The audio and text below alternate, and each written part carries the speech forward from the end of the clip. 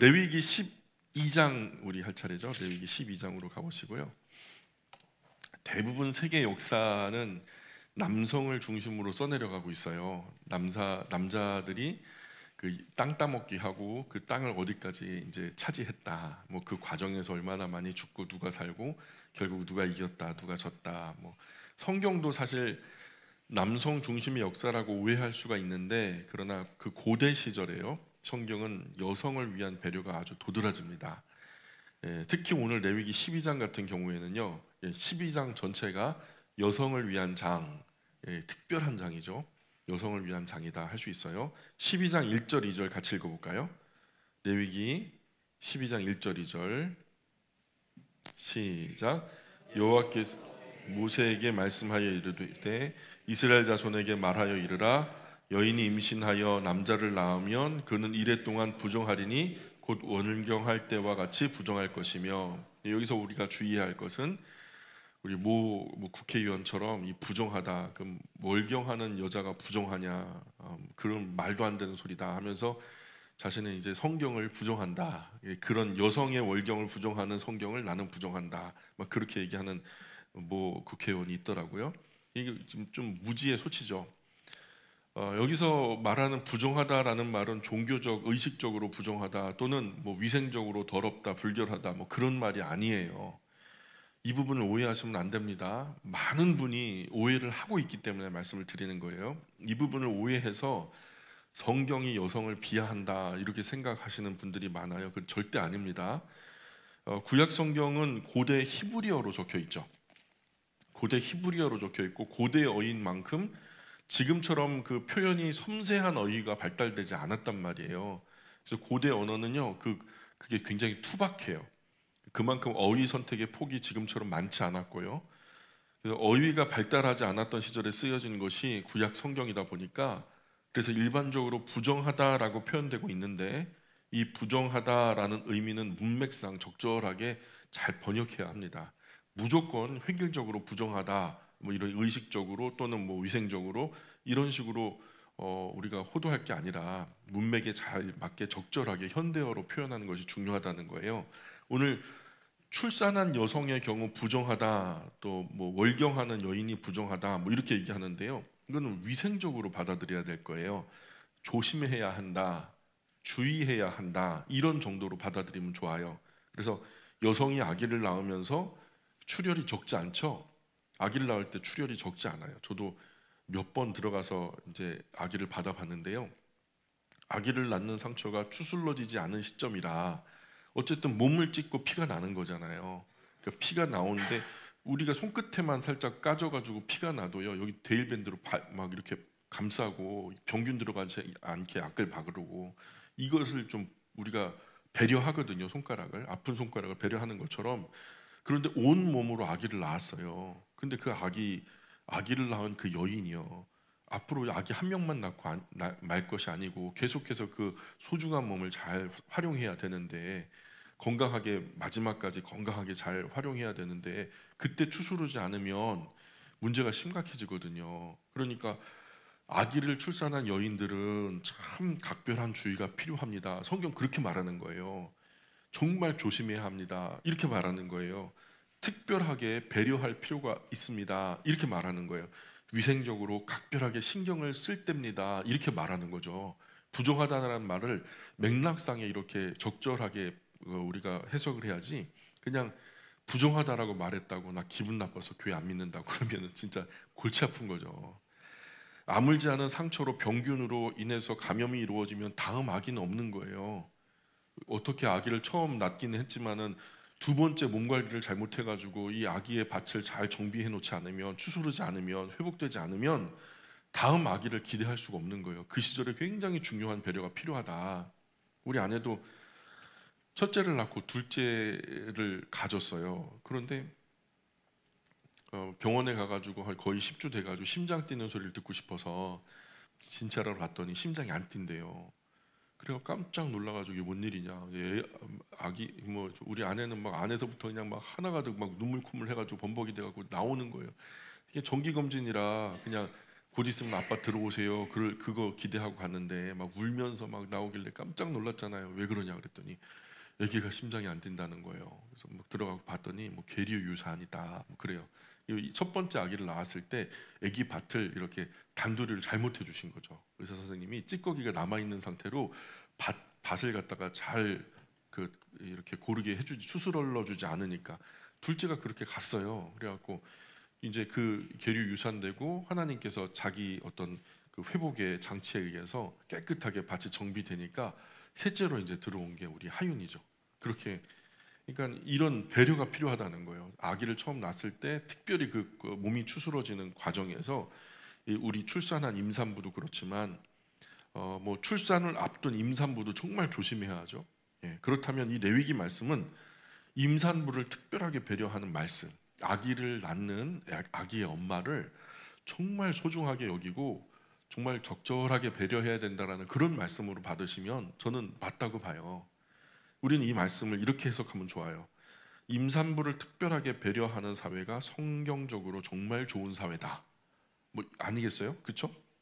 과거 고대 시절에 아기를 낳고 배려받은 여자가 얼마나 있었겠어요. 이런 좋은 사회를 만들어가기 위해서 우리가 레위기 12장을 근거로 출산하는 여성들 우리 사회적으로 정말 중요하게 배려해야 됩니다. 우리나라는 그런 부분에서 배려가 잘 돼 있죠. 뭐 주차하는 주차칸도 임산부 특별한 게 있고, 뭐 지하철이나 버스 같은 경우에도 임산부를 배려하고, 뭐 거기 꼭 색깔이 달리 돼 있지 않아도 배가 불룩 나와서 아기가 임신되어 있는 여인을 보면 애나 어린애 할 것 없이 전부 다 일어나서 배려를 하는 것이 우리의 아주 좋은 문화죠. 이런 사회, 이거보다 저는 더 나아가야 된다고 봐요. 이 여인들이요 대통령보다 더 위대한 일을 하고 있거든요. 대통령이 국민 하나 만들어내지 못하잖아요. 국민 하나 만들어낼 수 있는 이것은요, 만약에 그 사람 하나 만든다는 것은 벼슬이죠. 뭐 옛날 어르신들이 뭐 애 낳는 게 벼슬이냐? 저는요 벼슬이라고 생각해요. 최고의 벼슬, 생명을 이 땅에 있게 하는 거, 그 과정에서 쓰임 받는 여성들은요 최고의 벼슬이라고 보거든요. 대통령도 못하는 일이에요. 국가나 지자체, 교회나 가정 할 것 없이. 그래서 가장 큰 배려가 필요하다. 사회가 생명의 시스템 안에서의 여성은요 무제한으로 배려해야 된다. 그래서 사람이 있어야 정치도 있고 경제도 있고 사회도 있고 문화도 있는 거죠. 사람 없이 도대체 뭐가 되냔 말이에요. 이 아기를 생산하는 여인들을 과거 우리 시대는 너무 가볍게 대했단 말이에요. 배려하지 못했단 말이에요. 그래서 우리 어머니들도 우리 이 딸내미들이 이제 시집 가고 아기 낳을 때 많이 낳지 마라.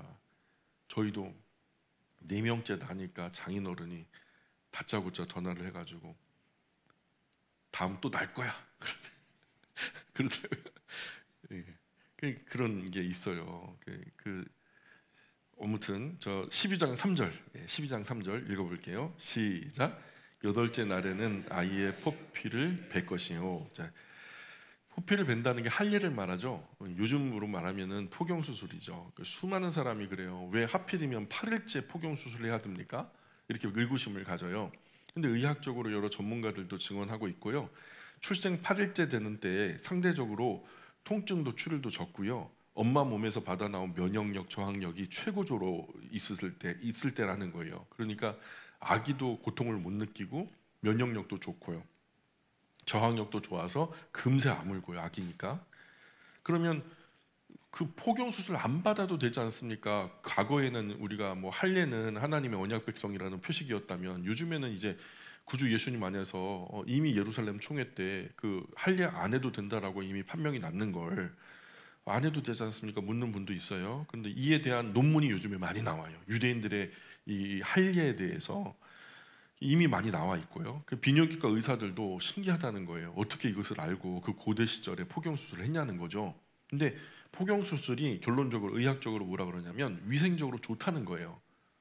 위생적으로 좋고 포경 수술을 한 남편의 아내는 자궁경부암에 걸릴 확률이 30%나 적대요.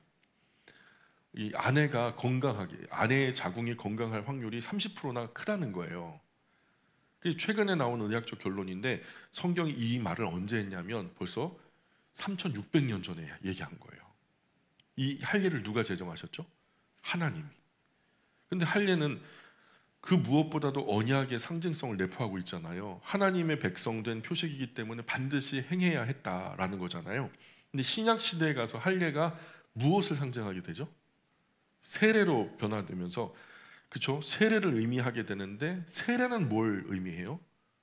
구주 예수님 안에서 죽고 다시 사는 거듭남의 진리를 그 표현하는 아주 중요한 상징성, 의미를 가진단 말이죠. 단순히 위생적이고 의학적인 목적만은 아니었고요. 이게 언약 백성이라고 하는 어떤 상징적인 의미를 담고 있기 때문에 구약 시대에는 무조건 해야 됐고, 요즘에는 선택 사항이지만 하면 좋고 안 해도 그 크게 나쁠 건 없다. 그러나 한다고 해서 크게 불이익이 되거나 문제가 되진 않는다.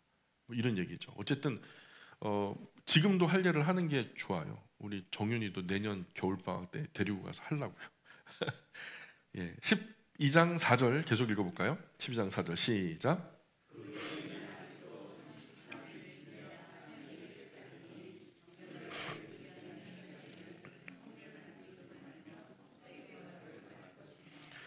산모가 아기를 낳으면서 엄청난 고통을 지불하죠. 예, 보통 다른 동물들과는 달리 인간이 가장 큰 고통을 당한다고 해요. 출산의 과정에서 아기를 세상에 내기 위해서 모든 뼈마디가 다 제자리를 이탈했다가 다시 제자리로 찾아 돌아오는 회복을 위한 시간적인 배려가 필요하다는 거죠. 뼈뿐만 아니죠. 출산 중에는 이 출혈이 엄청 많아요. 그렇죠? 출혈이 보충될 만한 시간적인 여유도 있어야 된다는 거죠. 충분히 엄마 몸에 원래 있어야 할 만큼의 피가 보존되는 기간이 필요하다는 거예요. 피 많이 흘렸으니까요. 몸에 그만한 피가 생산되어서 보충해 놓아야 하니까 우리 헌혈 한번 해봐요. 역 앞에나 저는 헌혈을요 한 30번도 넘게 했거든요. 근데 군대 있을 때 누가 헌혈증을 싹 훔쳐가 버렸어요. 어쨌든 헌혈을 하면요 초코파이 요구르트 주거든요.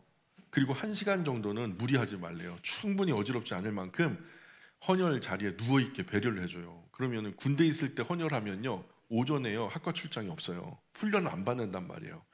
그래서 제가 헌혈을 많이 한 건 아니고요. 네, 그런 이유도 있지만 헌혈을 하면 참 좋죠. 누군가가 정말 위기의 순간에 좀 도움을 받으니까요. 근데 그 헌혈한 사람들에게도 한두 시간 누워 있으면서 맛있는 것 주면서 배려를 하거든요. 물 많이 마시라 하고요. 그 헌혈자를 위한 배려인 거죠. 그런데 그보다도 훨씬 더 많은 피를 흘리고 엄청난 그 출산의 진통을 겪었던 임산부, 당연하게 특별하게 배려할 이유가 있겠죠. 당연히 있는 거예요. 당연히 사회적으로도 가정적으로 물론이고요. 또 여성이 아기를 낳을 때 엄청나게 큰 진통을 겪게 되는데 그럼 몸에서 다량의 엔돌핀이 막 뿜어져 나온다는 거예요. 근데 이게요 엔돌핀이 피 안에서 이렇게 사라져가는 그 반감되어지는 시간들이 필요하대요. 이게요 아기들에게 들어가면 그리 좋지 않은 그 성분이라는 거예요.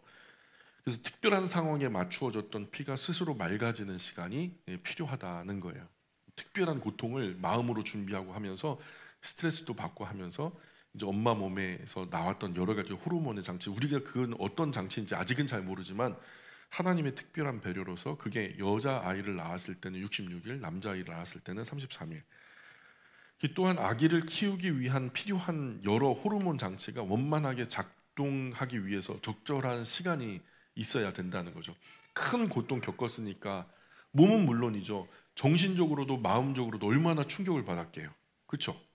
어머니들 출산을 해본 분들은 다 아실 거 아니에요. 얼마나 죽음에 이르는 고통. 그래서 예전에 우리 외할머니도 그러더라고요. 출산하는 엄마들은 너 결혼하면 아내한테 잘해야 된다. 출산하는 엄마들은 고무신도 반대로 놓고 있대요. 다시 이 고무신을 신을지 모른다 하는 그 마음으로 목숨 걸고 들어가서 출산을 한다는 거예요. 그러니까 그런 마음의 어떤 각오를 가지고 출산을 하니까 그런 큰 고통 겪었으니까 정신적으로도 마음으로도 몸으로도 추슬러야 되잖아요. 그러니 몸도 마음도 정리할 시간이 필요한 거죠. 최소 한 달. 12장 5절 읽어볼게요. 시작.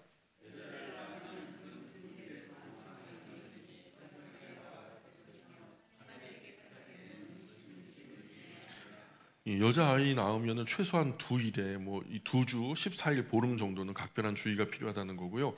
충분히 2달 이상의 회복할 시간이 필요하다. 이렇게 지금 성경 얘기하고 있어요. 옛날 어르신들 얘기 들어보면 아들 낳으면은요 6개월이고 1년이고 누워만 있으라는 거예요. 너 장하다, 너 잘했다는 거죠. 이 대를 이을 아들을 낳았으니 얼마나 큰일 해냈냐. 그러니까 누워 있으라는 거예요. 밭에도 나오지 말아라. 막 그러면서 아궁이 불도 떼지 말아라. 근데 딸 낳으면요 다음날 아침에 야 밥 매러 가자 그런데요. 예, 우리 저기 박순일 원사님 그러셨다는 거예요. 근데 성경은 거꾸로 배려하죠. 아들 낳으면 1달, 딸 낳으면 2달 이상 각별하게 조심하고 임산부가 충분히 회복할 시간을 보장하라는 말이죠. 그래서 그런데 세상 나라는 사실 그러지 못하죠. 임산부에 대한 배려를 상상도 못하던 고대 시절이잖아요. 그런데 하나님 백성은 절대적으로 꼭 그래야만 한다라고 이거 율법으로 못 박아 두셨으니까. 근데 이게 3600년 전에 여성을 위해서 이렇게 특별하게 배려하는 기록이 성경 외에는 없어요. 성경 바깥에서 여성을 이렇게 배려하는 것, 출산하는 여성을, 임신 출산하는 여성을 배려하는 기록은요 성경 외에는 없어요. 그래서 성경이 교회 안에서 여성들이 교회 안에서 많이 위로를 받나 봐요. 그죠? 남자보다는 여자가 3배 많은 것 보니까 성경 안에 좀 이렇게 안전장치가 많다 보니까. 그죠? 자, 12장 6절부터 7절, 8절까지 한번 읽어볼게요. 12장 6절, 7절, 8절 시작.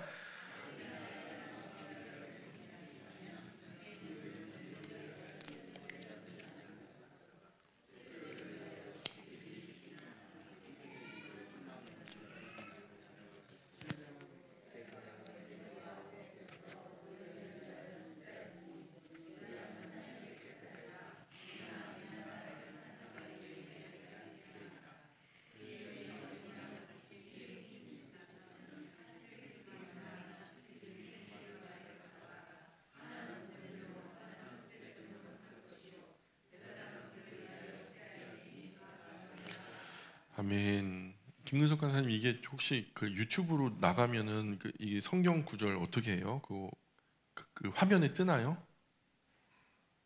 화면에 떠요? 안 떠요? 그러면은 마이크를 켜주셔서 담비 간사님이 읽게끔 도와주셔야 돼요. 이 상황에는 지금 다 비는 거잖아요. 보는 분들은. 예. 자, 어쨌든 그렇게 출산하고 충분히 회복된 후에는 아기 낳았다고 자기들끼리만 좋아할 것이 아니라는 거죠. 아, 아들 낳았다, 딸 낳았다 하면서 가정 안에서 좋아하잖아요. 그죠? 막 파티하고. 근데 그 아기, 그 생명은 누가 주신 거죠? 그죠? 주인, 생명의 주인은 하나님이죠. 그 어린 생명을, 그 예쁜 생명을 그 가정에 허락하신 분은 하나님이시니까 먼저 하나님께 나아가서 감사의 예를 갖추어야 된단 말이죠. 그래서 충분히 여인이 출산을 하고 임신 출산을 하고 아기를 낳은 다음에 어느 정도 몸이 추스러지면 아기를 안고 우리 성전에 나가던가 아니면은 요즘식으로 말하면 출산한 이후에 아기가 건강에 크게 이제 위험이 없으면 안고 예배당에 나와서 예배를 함께 드리면서 하나님께 감사 예배를 드린다든가. 한국에서 출산한 엄마들 뭐 먹죠? 미역국 먹죠. 미역국이요. 지금요 미국이나 서구 나라들에서 어떻게 한국의 산모들이 미역국 먹는다는 소문이 났나 봐요. 이 사람들이요 그 고기 왜 먹느냐, 그 해초를 갖다 뜯어다가 먹으니까. 근데 이게요 은근 인기가 많아요. 지금 출산한 산모들이 서구 사회에서요 미역국을 엄청 먹습니다. 그래서 이 사람들이 한국 산모들이 저 시커먼 거 이상한 거 먹는데 저 뭐냐 해가지고 텔레비전 같은데 드라마 같은데 나오니까 그거 미역이라는 얘기를 듣고 연구를 한 거예요. 식품 영양학자들이 연구를 해보니까요 그 미역국에는 피를 맑게 하는 요소들이 굉장히 많이 있다는 거예요. 그래서 뭐 코이단, 라미딘, 뭐 후고스테롤, 클로로필, 에이고사, 판타엔산 등등등 전부 피를 맑게 하는 성분들이고요. 피를 생산하기에도 적절한 영양분이 다량으로 뭐 철분, 미네랄 이런 것들이 다량으로 함유된 것이 미역이었다는 거죠. 이렇게 좋은 것을 이 동방의 작은 나라 한국 산모들만 먹어왔다니까 이 사람들이 억울한 거죠. 그래서 미역국을요 그렇게 먹는데 최근에 또 밝혀지는 것은 미역이요 노화 방지 효과도 있대요. 그리고 암 예방 효과도 있고요. 암을 심지어는 치료하는 효과도 있다는 거예요. 그러니까 이 출산 여성들 사이에서 미역국으로 다이어트하는 붐도 일고 있고요. 우리나라에서는 미역이 천대받고 있는데 외국에서는요 서구 사회를 중심으로 미국도 그렇고 출산한 엄마들 가운데 미역국 인기가 정말 대단해요. 그리고 한국 산모들이 출산하면 몸을 따뜻하게 하잖아요. 근데 이게요 일반적으로 그렇지 않아요. 근데 그 출산한 다음에 찬물 샤워를 해요, 서구 엄마들은. 근데 이 한국 엄마들은 이상하게 땀 뻘뻘 흘리면서 오버 같은 거 껴입고 막 심지어는 방바닥에 불도 뜨고 땀을 막 쭉쭉 빼더라는 거예요. 찬바람도 쐬지 않고 산후조리하는 것이 나중에 알고 보니까 의학적으로 산모들에게 굉장히 좋다. 이게 몸이 회복되어지는데 굉장히 큰 도움이 된다는 것을 알고서 지금 다 따라합니다. 다 따라해요. 그러니까 우리 영광 가족들도 미역국 많이 드세요. 제가 산모들만 먹으라는 거 아니에요. 우리 산모의 체형을 닮은 우리 아버지들도 많이 드시면 좋습니다. 예전에 어른들이 전 많이 나게 한다고 출산한 산모에게 곰국 끓여 먹였죠. 전 나야 된다고. 근데 그거는요 결과적으로 별로 안 좋대요. 곰국은요 젖 양에는 별로 영향이 없다는 거예요. 차라리 맑은 물을 많이 마시면 전양에 도움이 된다. 그런데 곰국은요 산모의 피를 오히려 탁하게 만들고 그것이 오히려 아이에게 안 좋은 영향이 갈 수 있으니까 곰국은 될 수 있으면은 안 좋다. 뭐 이런 얘기죠. 지금 그만요. 지금 자궁 내막증 요즘에 많이 떠요. 막 엄청나게 많은 여성들이 자궁 내막에 혹이 생기고 물혹이 생겼다, 뭐 수술을 한다. 전에는 없었던 일이거든요. 근데 그 생리통도 물론이지만은 뭐 자궁 내막 뭐 근종부터 시작해서 뭐 물혹 이런 것들이요 하나같이 전부 다 이제 환경 호르몬으로 기인한다라고, 이게 뭐 서울대 뭐 할 것 없이 뭐 그 팔도 모든 의사들이 다 동일하게 하는 말이에요. 그러니까 이게 그냥 집에 있는 그릇을 플라스틱을 다 버리고 그냥 유리나 그냥 옹기 그릇으로 바꾸면은 해결될 만한. 그리고 컵라면 요즘에 여성들이 많이 하는 게 찻집에 가가지고 테이크아웃 해가지고 잔 가지고 나오잖아요. 근데 이 종이컵 같은 거, 플라스틱 컵 같은 거 이런 거 사용하지 않고 그냥 단지 이렇게 보틀, 텀블러 같은 걸로 바꾸기만 해도 굉장히 도움이 된다는 거예요. 그래서 이 자궁 내막증 환자 검사해 보니까 체내 환경 호르몬 수치가 하나같이 높았다. 자궁암, 자궁경부암, 뭐 자궁 물혹 이런 뭐 환자들 자궁에 이상이 있어가지고 이제 그 파악했던 피를 뽑아가지고 확인했던 결과 환경 호르몬 수치가 전부 다 하나같이 높았다. 이거는 맥락이 동일하게 나타나는 현상이에요. 뭐 가공육이죠. 소세지, 햄, 뭐 육포 이런 것도 맛있는데 왜 못 먹게 하냐. 근데 이게요 사실 우리 몸에 굉장히 안 좋아요. 그래서 이게 WHO에서 그 발암 음식으로 분류됐단 말이에요. 이거 먹으면 암 걸린다라고 이제 공언한 건데, 그래서 우리가 굉장히 우습게 여기죠. 근데 이제 대장암에 걸릴 확률이 이런 것들 많이 먹고 습관적으로 먹고 막 배부르게 먹고 하는 게 아니에요. 어느 정도냐면 50g 정도. 50g이면 어느 정도 되면 손가락 2개 정도. 50g 정도 이것을 매일 섭취할 때 대장암에 걸릴 확률이, 발병 확률이 18% 이상 높아진다. 이 연구 결과를 설명하고 있고요. 이런 가공한 화학 식품 첨가물들이 아이들에게 심지어 4살의 월경이 터지는 아이들도 있어요. 요즘에 지금 막 심지어는 어린 아이들에게서 그 남자 아이에게서 막 가슴이 나온다든가 막 그런 경우도 있고요. 성조숙중이라 그래요. 48%나 늘었대요. 이 전부 다 봉지 뜯어가지고 그 안에서 음식 꺼내 먹고 그러는 거죠. 그 플라스틱 사실은 PT병에 들어있는 이런 물들도 사실은 안 좋은 거예요.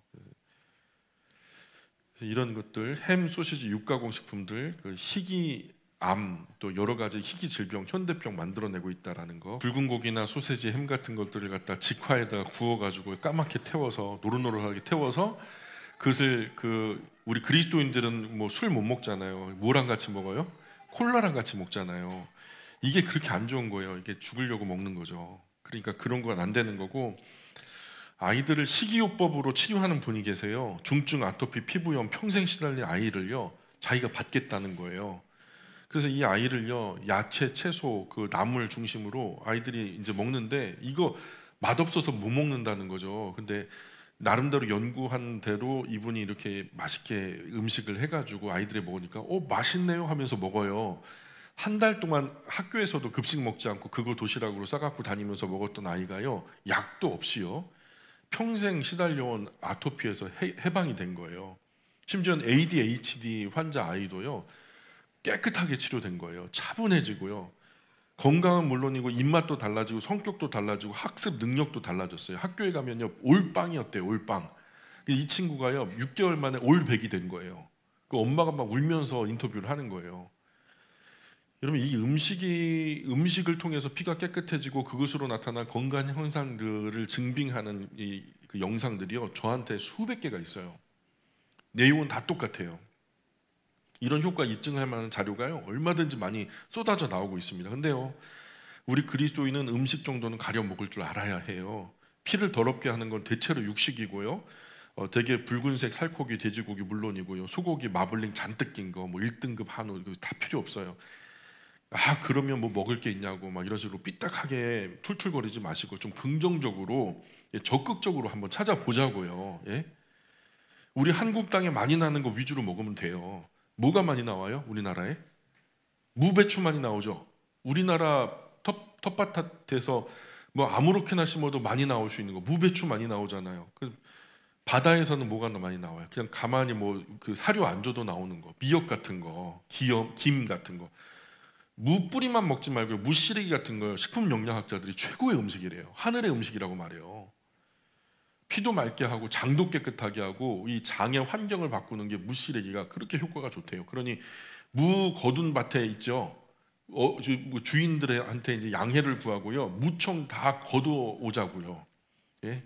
트럭으로 그냥 무청 다 걷어와 가지고 막 어디다 막 걸자고요. 걸어서 무시래기 만들어 가지고 배추도요. 그 하얀 알맹이만 걷어가잖아요. 그렇죠? 안에 있는 거 그리고 바깥에 있는 거 시퍼런 푸른 잎은요. 그거 퍽퍽하고 맛없다고 놔두잖아요. 그거 다 걷어오자니까요. 지난 시간에 제가 말씀드렸잖아요. 푸른색 채소가 그렇게 좋다니까요. 산삼보다 30배가 좋아요. 다 걷어오세요. 이게 식초물에다가 살짝 씻어서 그냥 먹으면 맛있어요. 그래서 달콤새콤 소스 샐러드 해가지고 드시고 육수 내려가지고 식탁 가운데 냄비 걸고서요 온 가족 둘러앉아서 샤브샤브 해먹고 예? 얼마나 재미있어요. 담갔다 빼면 흐물흐물해지고 그거 먹으면 또 맛있으니까 남으면 말려서 시래기 만들어서 겨우내 먹어도 좋고요. 이런 음식이 우리 몸을 건강하고 피를 맑게 한다는 거예요. 내일 당장 가까운 병원에 가셔갖고 피를 한번 뽑아갖고 검사 받아보세요. 딱 한 달만 그 피 검사 딱 받아보시고 딱 한 달만 제가 말씀드린 대로 한번 야채 채소 중심으로 드셔보시고 뭐 샤브샤브도 좋고요, 샐러드도 좋고요, 뭐 고기 빠진 밀푀유 나베 같은 거 만들어가지고 국도 좋고 뭐 무침 나물 다 좋죠. 우리 사랑의 식탁으로 먹는 김밥 있잖아요. 오늘도 제가 김밥을 유심히 봤거든요. 정말 좋아요. 김밥이 몸에 정말 좋은 건데 하나 제가 좀 걸리는 거는 기름이 좀 마음에 안 들어요.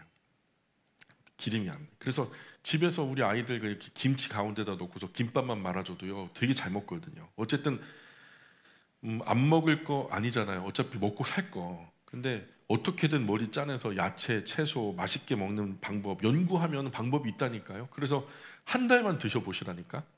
그리고서요 우리 어머니들 뭐 그 기간에 뭐 레시피도 만들어서 서로 교환하시고 이거 이렇게 먹으니까 덜 질리고 맛있더라. 제철 음식 건강한 음식 푸짐하게 만들어요. 어차피 제철에 싸게 많이 나오잖아요. 그 1인분만 만들지 말고 그냥 옆집도 나눠줄 만큼 풍성하게 만들어갖고 예배당 나올 때 이렇게 하나씩 들고 나오면 얼마나 좋아요. 이것 좀 먹어보라고 서로 권면하고 나누고. 그래서 서로 건강하고 밝고 맑으면 얼마나 아름다워요. 그야말로 천국이지. 그리고 한 달 후에 피검사 해보세요. 한 달 후에. 한 달 전 피검사하고 한 달 후 피검사. 그런데도 피가 전혀 맑아지지 않고 아무런 효과가 없다면 그냥 그때부터는 막 드세요. 괜찮아요. 제가 틀린 거니까. 그런데 만약에 제가 말씀드리려 했는데 피가 맑아졌다. 건강에 호전 반응이 일어났다. 굉장히 지표가 좋아졌다. 그러면 건강하게 드시자고 그렇게. 그리고 제 덕분에 건강해지셨으면 알배추 하나는 좀 선물로 주시고. 예? 자, 그리고 또 제가 어제는 잠깐 스치듯이 봤는데 논문 하나가 최근에 한국 사람이 고층에 살면 어떤 일이 벌어지나 뭐 세계적으로 많은 학자들이 이제 연구는 있었는데 최근에 한국 학자가 이제 연구를 해갖고 발표한 게 나왔어요. 초고층 아파트에 살지 마세요 하면서 이제 연구를 한 거예요. 초고층 아파트 한국 과학자가 연구한 결과 30층 이상에 사는 사람들을 추적 조사한 결과 임산부의 유산율이 4배에서 5배가 높게 나타났다는 거예요. 4배에서 5배. 그리고 학생들 학업 뇌파 손상률이 20%에서 30% 정도 그 학습 효과에 손상을 받았다는 거죠. 잠을 잘 때 렘 수면에 들어가야지 몸이 완전히 부교감 신경계가 쉬면서 회복이 되는데 그 렘 수면을 방해하는 지표가 엄청나게 나쁘게 나타났다는 거예요. 그래서 시간이 지나면서 수면 상태가 점점 안 좋아지면서 건강 상태가 극도로 극악해지는 거예요. 그래서 사람이 좋다고 추진하는 인기 있는 일들 별로 안 좋은 것 많다. 고층 아파트 요즘에 막 엄청나게 분양하면 로또라 그러면서 막 다들 들어가 살잖아요. 죽으려고 들어가는 거야. 30층이라고 했지만요. 여기서는 이제 유의미한 효과가 나타나는 것이 30층 이상부터죠. 20층 이상도 사실은 위험하다는 거예요. 이 사람은. 그러니까 고층 아파트 들어가지 마시라는 거예요. 아파트도 뭐 저층을 선호하고 저층이 싸잖아요 또. 그러니 그런 사람들 몰리는 것을 과감하게 빠져나와야 된다는 거예요. 좀